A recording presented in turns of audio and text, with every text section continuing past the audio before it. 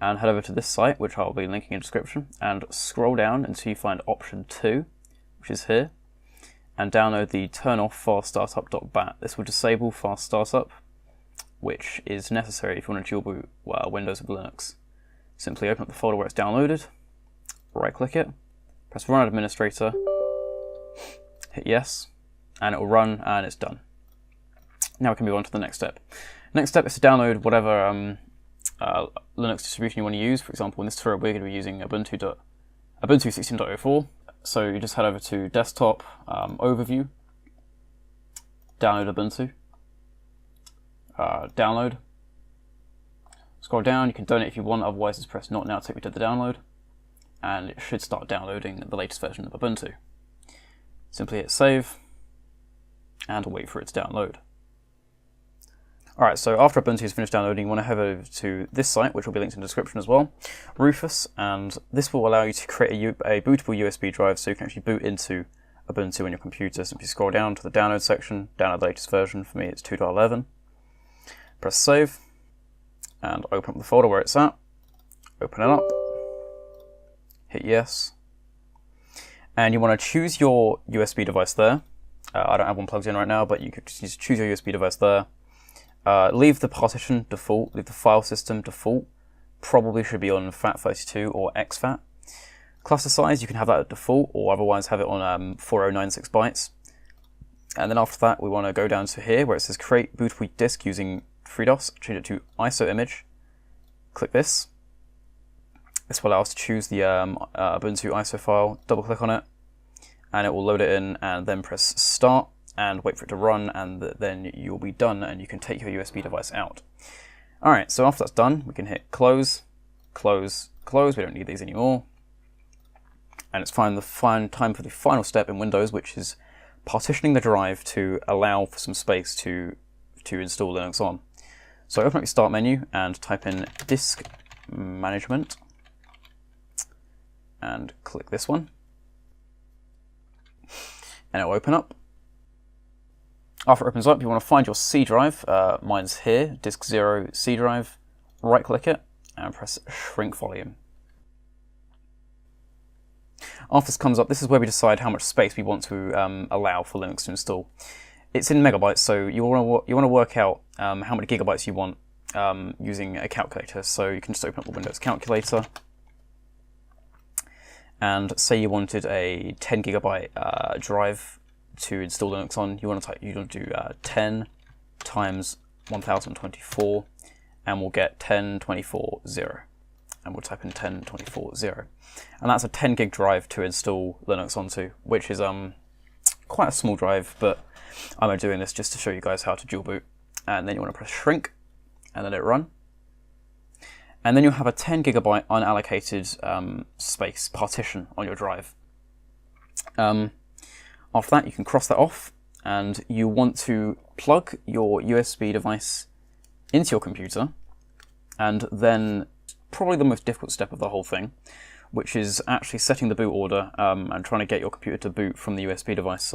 See, it's different for every motherboard, so it's usually a case of going into the BIOS and changing the boot order to boot from USB drive or portable hard drive or removable hard drive or whatever it may be called. You can look up the model for your motherboard and often get a guide on the internet on how to do it there. I can't unfortunately show you because it's different for everyone's, like I said. So simply what you want to do is reboot your computer and boot from the USB. I'll be back when I'm there. Alright, so after you've got Ubuntu to boot off a USB stick, you'll be greeted by the screen which says try Ubuntu without installing, install, check this for defects, test memory, or boot from first hard disk.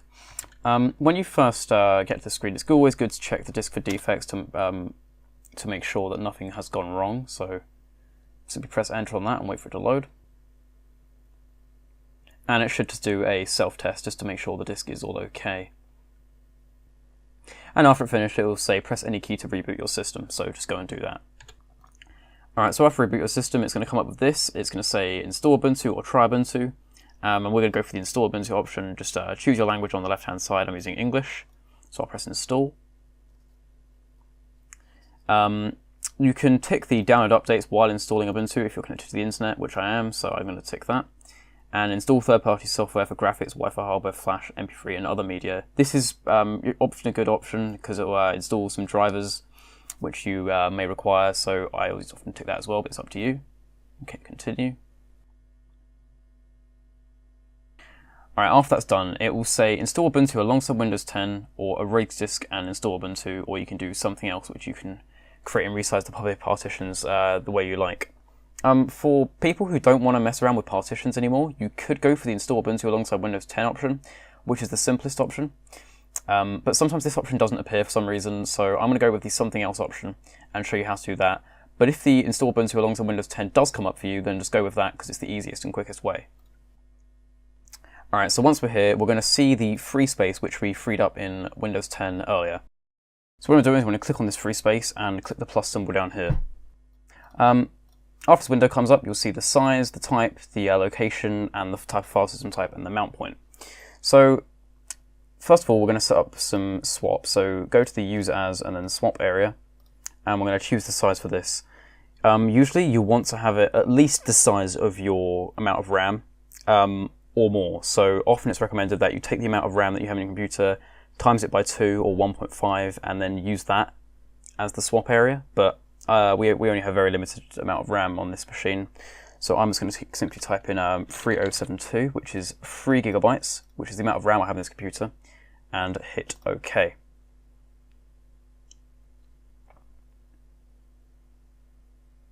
After that's done, it will leave us with 7 gigs of free space when it hit the plus symbol again.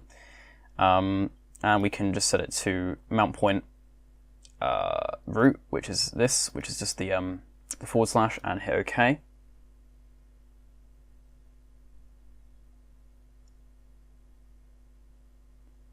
And then after that's done, we can simply go ahead, click on the mount point, the root we just clicked on, and hit install now, and we'll install it to there. Hit continue, and it will write the changes to the disk. Choose your location. I'm in the UK, so I'll just hit continue there. Choose your keyboard layout and language and all that. UK for me.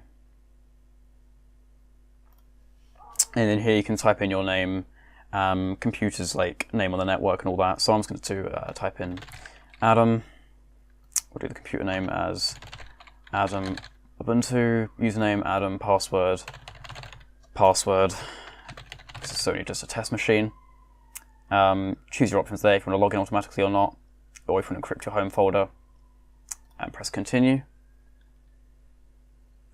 And it will begin the install. You can click this little arrow next to copy and files to see what's currently going on. So yeah, that's what you got to do. Just wait for it to install from here on. Alright, and after the install is complete, it will say install is complete, you need to restart the computer in order to use the installation. Simply hit restart now, and I'll be back when it's done. Alright, so next time you boot up your computer, you'll be greeted with a grub menu, which will have the option for Ubuntu, advanced options, memory test, serial console, and Windows 10.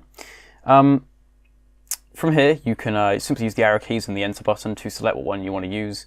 You can go down to the bottom and select Windows 10 if you want to boot to Windows 10, go right to the top and select Ubuntu if you want to boot to Ubuntu. If you want to customize how this menu looks, you want to go into Ubuntu, and I'll show you how to customize the grub menu to make it look more interesting. Alright, so after you're in Ubuntu, you want to log in, so with your details when you just did the installation. Alright, so after you're at desktop, you want to click on the Firefox icon over here on the left and wait for it to load up. After it loads up, you want to go up to the search bar and type in grub customizer. And you want to click on the link, which is the Launchpad PPA for Grub Customizer Daniel Richter. This is the second link for me. And you'll see the PPA description at the top, and it will have all of these commands. What we want to do is go up to the search your computer in the top left and type in terminal into the search and click the terminal. And we are going to need this in a minute. So simply select this line, right click copy, go back to your terminal, and then right click paste, hit enter, type in your password, hit enter again to confirm, and then copy the second line and right click paste it into the terminal, and then finally copy the third line, right click paste it into the terminal, hit enter, and it will You can type Y to confirm that you want to install it. Hit enter then, and it will begin to install Grub Customizer. Alright, so after it's finished, you can close off the terminal and you can close off Firefox as well, and you want to go back up to your virtual computer and then type in Grub, and the Grub Customizer should appear there. Type in your password, and here's the Grub Customizer. Wait for it to load, and all the entries should appear. If you remember from earlier, we had Ubuntu, memory test, and Windows 10. For example, if you wanted to move Windows 10 to the top, so it's the default option, you could click on it here and click this move up option, and it will just move it up slowly right to the top. There you go, and now it says Windows 10 is first on the list, and then Ubuntu. If you want to change what Grub looks like, we can go to the appearance settings, and we can choose a custom resolution, we can choose a theme, we can choose the all the fonts. For example, we can choose some custom colors, so we could say we wanted the font to be red, we wanted the background to be pink, maybe we want the highlighted to be blue, we wanted the highlighted background to be, I don't know, yellow. Not sure why anyone would want to use that set of colors, but maybe you do. And after you finish doing your configurations and stuff, you can hit save, and it will update the Grub config. And the next time you reboot your computer, the changes will be in effect, as I'll show you now. Alright, so as you can see, the Windows 10 is now at the top of the Grub list. Strangely, the colours haven't actually taken effect, which is a bit odd. You may need to go and configure some other options of the Grub Customizer, but after all, it doesn't really matter. As long as it works and you've got your dual boot setup working, that's what matters at the end of the day. Alright, so thank you all for watching. Please like and subscribe if you want to see more tutorials like this, and I'll see you in the next one.